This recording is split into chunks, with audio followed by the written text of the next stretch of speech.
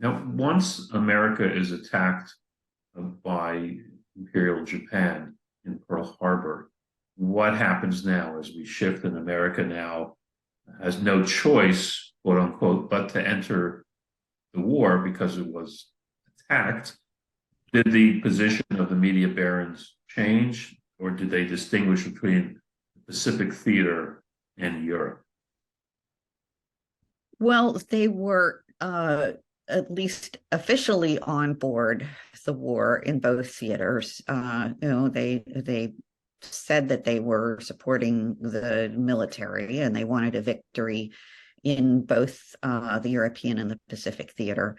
But they all argued that the Roosevelt administration was making a mistake in having a Europe first strategy, and that instead it should have a Pacific first strategy and fight Japan first, smash it, and then turn to Europe, which Roosevelt believed would be a mistake for many reasons, but including the fact that it could lead to even worse conditions for the opponents of Hitler, for Jews in Europe. But the media barons were had a very racial worldview, and so they saw the Pacific War as a race war. It's the white man against the yellow race, and so that that should be the priority, was the race war, before the United States turned to fight against its racial kinfolk in Europe, as they sometimes called the Germans. And how was Franklin Roosevelt able to combat the press barons? What did he do in response to what they were writing about and trying to influence American public opinion?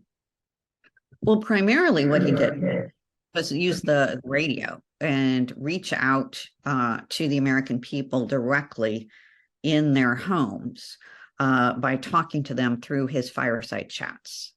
So previous presidents had used the radio for like official speeches, but he starts these fireside chats where he talks conversationally to the American people about issues of importance. And he had done that since 1933, when he became president, when his New Deal policies were being opposed by a lot of the newspapers. So he's like reaching over the heads of the newspaper barons and using radio as his medium of choice. And he was a master of it. He had this conversational style that made people feel like he was talking just to them, not to millions of other people.